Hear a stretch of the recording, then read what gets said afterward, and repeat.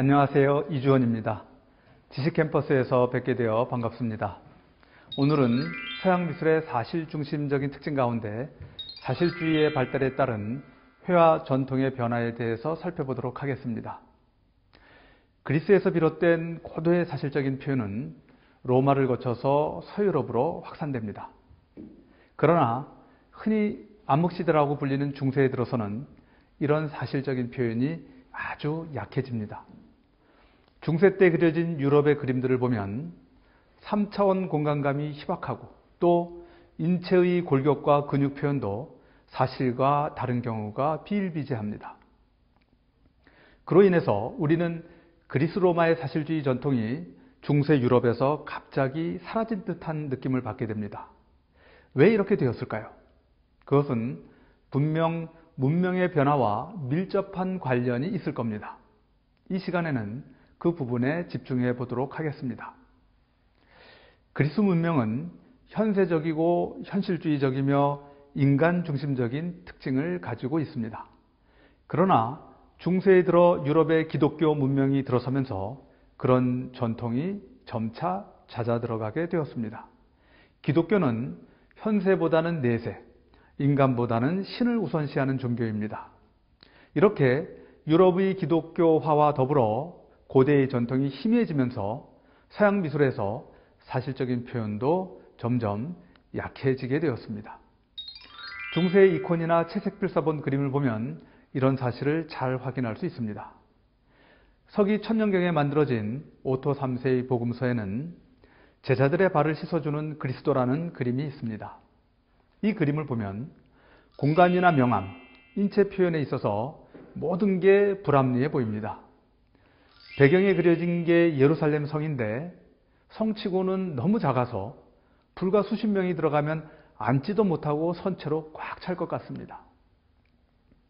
인물들의 살과 근육 표현도 아주 어색해서 꼭 고무로 만들어진 인형 같아 보입니다.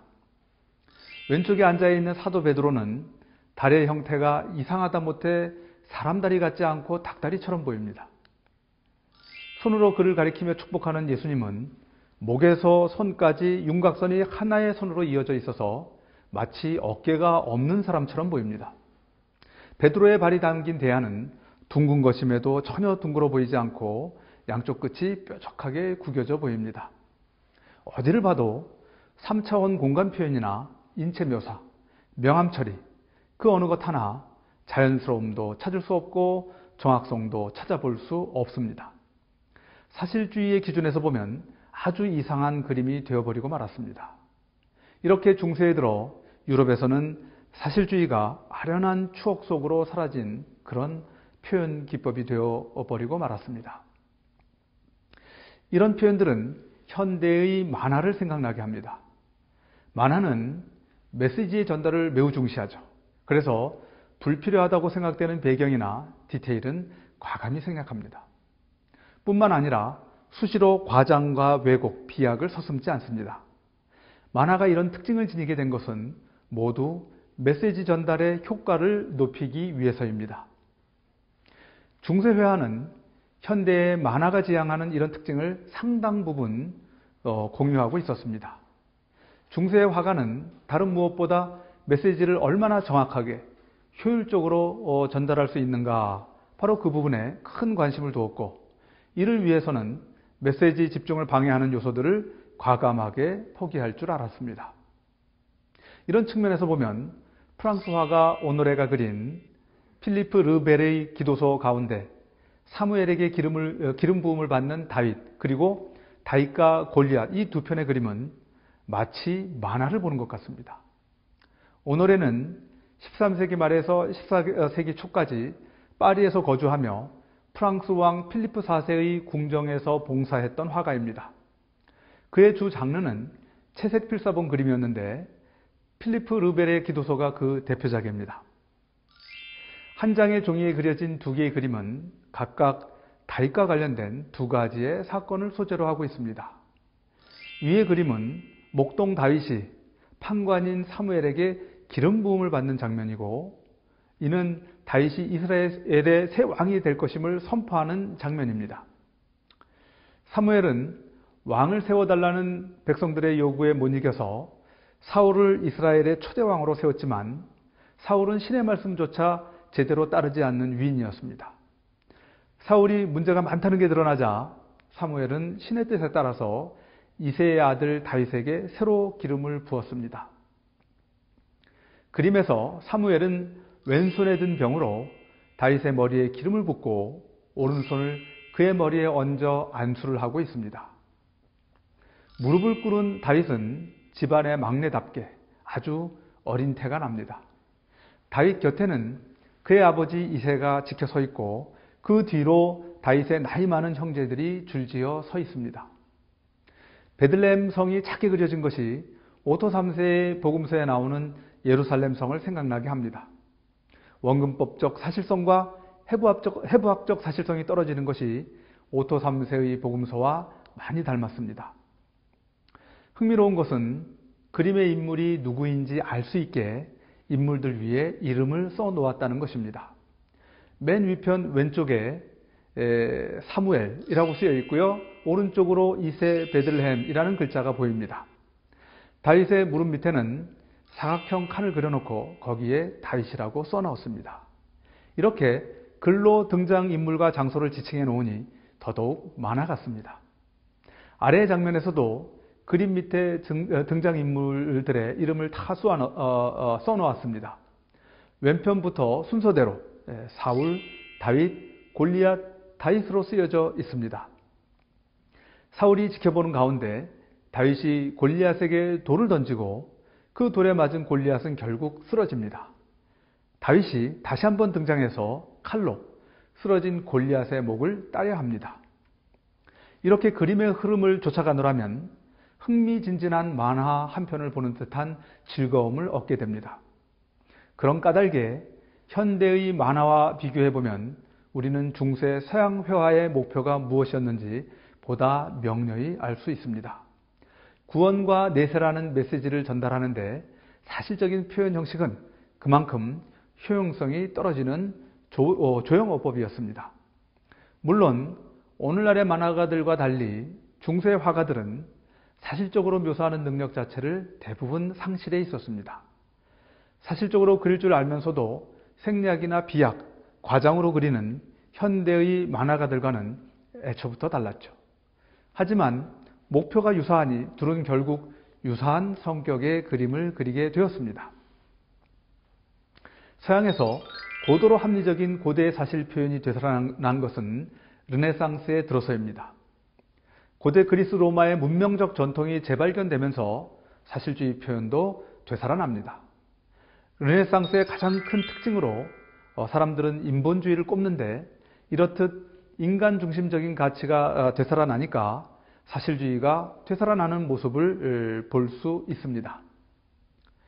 레오나르도 다빈치 해부도는 사실주의에 대한 이 무렵 서양 화가들의 관심과 집념을 잘 보여주는 사례라고 할 수 있습니다. 당시 유럽에서는 사람의 죽음을 해부하는 것이 그리 용이한 일은 아니었습니다. 교회는 비판적 사고의 증대가 교회에 대한 도전으로 이어지지 않을까 우려했습니다. 해부처럼 철저히 이성적인 관찰을 통해 얻는 지식이 성경의 가르침에 대한 시비를 낳는다면 교회는 좌시할 수가 없었지요. 그런 까닭에 의사도 아니면서 열심히 해부를 하던 레오나르도 다빈치는 교황 레오 10세로부터 수차례의 경고를 받고는 마침내 연구를 중단할 수밖에 없었습니다. 비록 끝을 보지는 못했지만 그래도 레오나르도는 교황의 경고까지 받아가면서 나름대로 집요하게 해부를 시도했습니다. 그것은 오로지 사실을 있는 그대로 관찰하고 표현하고자 했던 그의 남다른 집념 때문이었습니다. 철저한 사실주의 정신의 발로였죠. 이렇게 그려진 레오나르도의 해부도는 임산부의 자궁과 태아를 묘사한 것까지 있습니다. 자궁을 절개해서 태아가 그 안에 들어있는 모습을 그린 것인데 일견 자연스러워 보이지만 자세히 보면 특이한 점을 발견할 수 있습니다. 아이가 자궁에 거꾸로 선 자세가 아니라 바로 선 자세로 들어있습니다. 이렇게 들어있을 경우 아이를 낳을 때 머리가 아니라 엉덩이나 다리부터 나오는 그런 분만을 하게 됩니다. 그런데 이 그림은 실제 임산부의 몸을 해부해서 그린 게 아니라고 합니다. 레오나르도 다빈치는 임신한 소의 자궁을 절개해 관찰한 뒤 인간을 해부해 본 자신의 경험에 기초해서 상상으로 이 그림을 그렸다고 합니다. 레오나르도 다빈치는 모든 포유동물의 생식 시스템이 동일하다고 생각했던 거죠. 그래서 실제 사망한 임산부를 해부할 기회를 얻지 못하자 자신의 지식과 경험에 기초해서 이런 상상의 해부도까지 그렸던 것입니다. 어쨌거나 그는 이런 해부도를 그릴 정도로 이성의 힘에 의지해 과학자 못지않은 그런 관찰과 연구의 노력을 펼쳤습니다. 동시대의 미술가 미켈란젤로 역시 해부 경험이 있었던 것으로 전해집니다. 그가 남긴 해부도는 없지만 전하는 바에 따르면 그 역시 인체의 구조를 이해하기 위해 여러 차례 해부를 했다고 합니다. 해부할 시체를 확보하기 위해서 시체 안치소를 관장하는 교회의 성직자를 설득하느라 애를 먹었다는 그런 이야기도 전해져 옵니다. 시스티나 예배당의 천장벽화 천지창조를 위해 그가 그린 스케치 가운데는 해부를 경험해 본 사람만이 그릴 수 있는 그런 그림이 있습니다. 바로 리비아의 무녀라는 스케치입니다. 근육과 뼈대의 표현이 아주 정확할 뿐만 아니라 매우 섬세합니다. 피부로 쌓인 외형만 보고는 알 수 없는 세밀한 근육의 모습까지 아주 정확하게 표현했습니다. 이는 미켈란젤로가 해부를 통해서 근육의 위치와 모양을 정확하게 알고 있었기 때문에 가능했던 일입니다. 그래서 여자의 몸을 위한 드로잉임에도 이처럼 매우 발달한 근육을 그리게 되었습니다.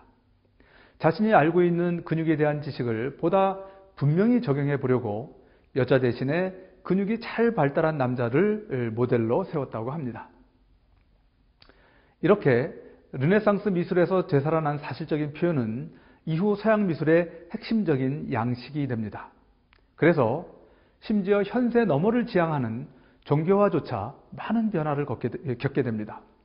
종교화도 갈수록 표현의 사실성을 중시하는 그런 양상을 띠게 된 것이죠. 17세기 바로크 화가 까라바조의 의심하는 도마를 보면 이를 잘 알 수 있습니다. 이 그림은 예수 그리스도가 죽음에서 부활해서 제자들을 찾아온 장면을 그린 그림입니다. 이 그림은 성경 내용을 토대로 도마가 예수의 옆구리에 손가락을 넣는 장면을 묘사했습니다. 살아있는 사람의 몸으로 손가락이 쑥 들어가니까 도마가 얼마나 놀랐는지 이마에 주름이 크게 생겼습니다. 예수의 표정은 그래, 이제 네가 믿느냐라고 말하는 것 같습니다. 이 극적인 장면을 통해서 화가는 의심하지 말고 순수한 마음으로 그리스도를 믿으라는 그런 신앙의 메시지를 전해줍니다. 하지만 카라바조는 그렇게 의심이 없는 사람이 아니었습니다. 오히려 모든 대상을 철저히 의심하고 따져서 이해하려고 한 사람입니다. 그림에 등장하는 예수의 제자들을 보면 다 평범한 서민의 모습입니다. 예수의 제자라고 중세의 이콘에서 보듯이 성스러운 모습으로 표현된 제자는 한 사람도 없습니다. 힘든 노동에 지쳐서 다 꾀죄죄하고 후줄근해 보입니다. 그 가운데서 붉은 옷을 입은 제자는 야외에서 오랫동안 햇빛을 받으며 일을 했기 때문에 피부가 까맣게 탔고 잔주름도 많습니다. 앞에 있는 도마는 어깨 쪽 옷이 타져서 속이 드러났는데도 꿰매지를 않았습니다. 꿰맬 시간이 없을 정도로 각박한 삶을 살고 있었던 거죠. 예수의 옆구리로 들어가는 도마의 오른손 엄지는 손톱에 때가 끼어 있습니다. 그의 직업이 어부였던 것으로 전해지는 만큼 생생한 노동의 흔적입니다. 성경에서 예수의 제자들은 대부분 배우지 못했고 지위가 높지 않았다고 말합니다.